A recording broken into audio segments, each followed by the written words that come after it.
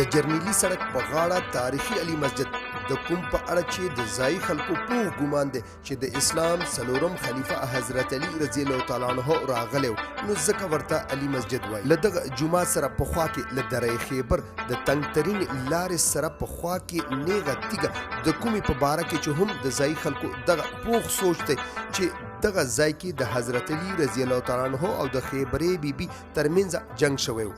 ولې تاریخ د علي مسجد او له دغه نیغې تیږې په حواله بیخي خاموش دی. ولې بلخوا تاریخ د سوبکتګین بادشاه په وخت کې له دغه سیمې گورنر ابو علي نوم یادوي، کوم به چې هغه وخت دلته د اوبو په غاړه پړاو کړی و او باید چې مونځ لپاره یې دغه جومات هم جوړ کړی وي چې نن یې مونږ او تاسو دغه تاریخي اساسه علي مسجد په نوم یادوي. په دې هکله له دغه سیمې یو مشر خپل خیالات څه داسې څرګندوي. او د علاقه تاریخي علي مسجد او دا تاریخي مسجد په مناسبت سره هغې ټولې علاقې نامات علي مسجد دو. دا یو ډېره تاریخي علاقه ده، خصوصا دغه مسجد ته ډېر تاریخي حیثیت میلاو دی.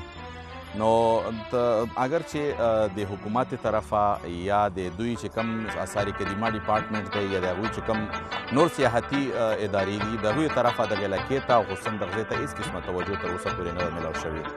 که چېرته د آثار قدیمه والا او د سیاحت چې کومې ذمهدار فورم دی هغوی دغه ځای ته دغې علاقې ته په صحیح طریقه توجه وکړه نو انشاءالله العزیز د دغه د تاریخي حیثیت هم بحال شي، بلکې د هغې سره سره وې د سیاحینو د کوزې علاقو نه راتګ یعنې راتلونکو خلکو دپاره یې ډېر ښه سهولت او ډېره ښه موقع. دره خیبر د تاریخي اثارو نه ډک دی، خو د علي مسجد له دغې ورثې په شان هم دغه تاریخي حیثیت په ختمېدو دی.